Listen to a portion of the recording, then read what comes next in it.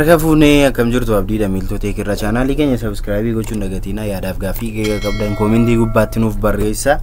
Kutaa kana keessatti immoo wanti nuun qabannee dhufne waa'ee luuppiidha jechuudha. Waa'ee luuppii maal akka ta'e ni ilaalla jechuudha. Duraan dursa gara koodii isaatti yookaan immoo skriiptii isaa barreessuutti osoo hin galiin dura waa'ee luuppii maalidha isa jedhu. Waa'ee luuppiin istiraakcharii ittiin nuuni jechuudha.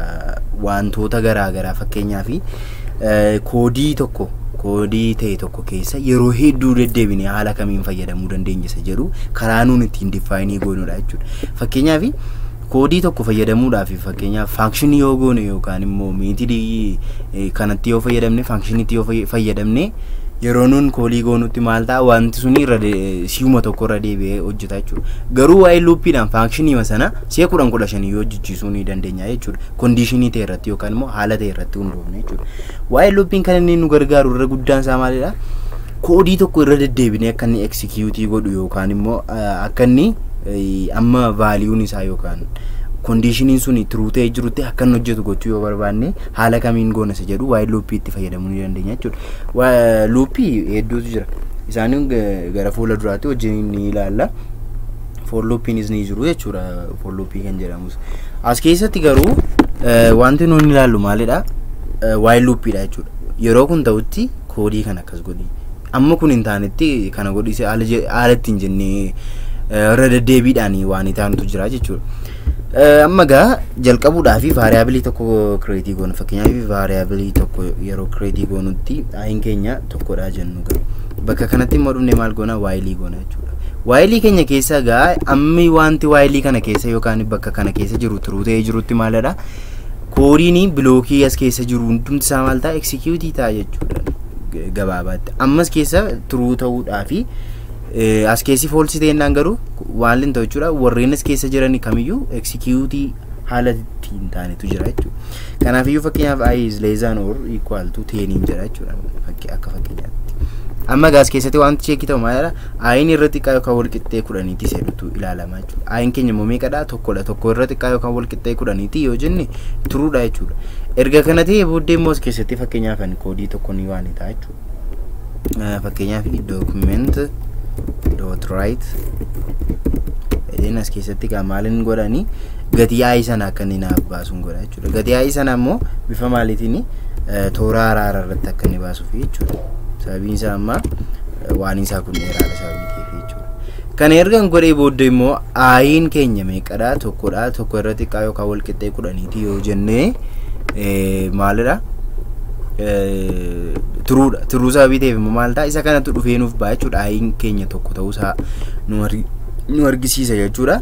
Kana malee immoo gaamma maalidha? Yoo haala kanaan dhiisne infaanaayit luuppii ta'a jechuudha. Callisee marra deddeebi'ee hojjeta. Sababiin isaa vaaliyuun ayi keenya jijjiiramaan jiru sababii ta'eef jechuudha. Inuma dhaabbatu jechuudha. Dhaabbiin qabu jechuudha. Haga itti fufaa jechuudha. Xumura kan hin qabne ta'uusaa argisiisa jechuudha. Kanatti xumura gochuudhaaf immoo fakkeenyaaf amma ayiin keenya 10 gartee qofaatti akka inni ta'u gochuudhaaf bakka kanatti maal goona? Inkirimentii gochuu danda'utu nurra jiraata jechuudha. Yookaan immoo gatiin isaa akka inni dabalu taasisuutu nurra jiraata jechuudha. I++ jechuun ayiin keenya ayi eda'uu maalidha? Tokkooti akka jechuuti jechuudha. Inni kun jechuudha. I++ isheen jettu kun maala? Inkirementiidha jechuudha. Isheenis maal argisiisuudhaafidha? Ayiin wal qixxee ni ta'a ayi eda'uu tokkodha jechuudha. Kana jechuun ayiin keenya meeqa ta'a jechuudha? Amma sila tokko ture amma yeroo tokko eda'uu tokko meeqa ta'a? 2 ta'eera jechuudha. Lama ammas immoo ol deebi'ee maal ta'a? As keessatti dhufee cheekii ta'a jechuudha. 2 irra xiqqaa yookaan wal qixxee 10 turuudha jechuudha. Yeroo gad dhufu ammas ayiin keenya kun erga lakkoofsi 2 erga bahee booddee tokko 2 erga edee booddee as dhufaa jechuudha. Asii yeroo dhufutti immoo maal ta'a? I++ jedha sababii ta'eef ayiin keenya immoo 2dha jechuudha. Amma gaa maal ta'a kuni 2 eda'uu tokko maal ta'a? 3 ta'a jechuudha. 3 ammas immoo maal ta'a jechuudha? Bakka kanaa dhufee cheekii ta'a jechuudha. Yeroo kondiishiniin kuni soba itti ta'urra jechuun immoo yeroo wanti ayiin keenya pilaasii ta'e yeroo 11 ta'utti maal ta'a jechuudha? Wanti kuni as keessaa hojjechuudhaaf jechuudha. Amma gaa akka fakkeenyaatti kana ilaalla. Yeroon godhutti maal godha? Lakkoofsota tokko haga 10 jiranidha jechuudha. Amma gaa maalidha? Lakkoofsa tokko haga 10 ganaa document dot write jennee tokko 2 3 4 5 jennee amma xumuraatti amma 10tti barreessuurra bifa kana maal gochuu dandeenyeerra jechuudha. Laayinii koodii 5tiin warreen kana hojjechuu dandeenya irraa jechuudha. Haga dhibbaatti haga kumaatti hojjechuu ni dandeenya jechuudha haala kanaan. Garuu ishee kana daganneen maal ta'a jechuudha infinite ta'a jechuudha wanti kun. Infinite sababii ta'uu danda'uu fi kanarratti of eeggachuutu nurra jiraata jechuudha. Infinite loop ta'ennaan hin dhaabatu jechuudha. Kanaaf iyyuu of eeggannoo barbaada jechuudha wanti kuni. Deebi'ee immoo gamaalidha.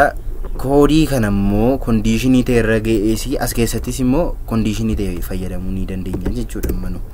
Fakkeenyaaf if amma 5 duwwaatti akka baasu gochuudhaaf maal gochuu ni dandeenya jechuudha 5 yoo ta'e jechuudha. If I is naga compare gochaa rasabii ta'e fi lama keenya jechuudha. 5 yoo ta'e bakka kanatti maal gochuu dandeenya break gochuu ni dandeenya jechuudha. Kana jechuun tokko haga 5 qofa baasee waan ta'a jechuudha wanti kun. Kanaaf yoo refresh yeroo gonutti maal ta'a tokko haga 5 qofatu ba'e jechuudha. Amma maal jechuudha break ta'e jechuudha bakka kanatti maal fayyadamne immoo conditionii fayyadamne. Kanaaf yoo amma gaa maal ta'e jechuudha laayiniin kuni tokko 2 3 4 laayiniin 5 jechuudha.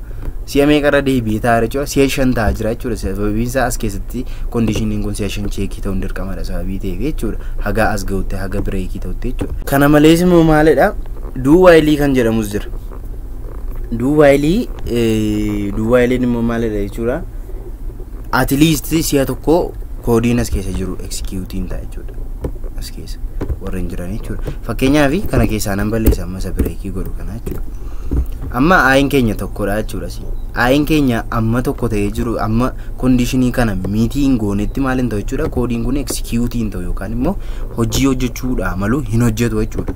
Garuu fakkeenyaaf utuu kun 11 ta'e amma jechuudha hin hojjetu jechuudha. Wanti tokko wanti display nuuf ta'u tokko hin jiru jechuudha. Sababiin isaa maaliif jalqaba conditionii kana ram cheekii godha jechuudha. Do while keessatti garuu maalidha? Conditionii jalqaba cheekii godha osoo hin taane maal godha jechuudha.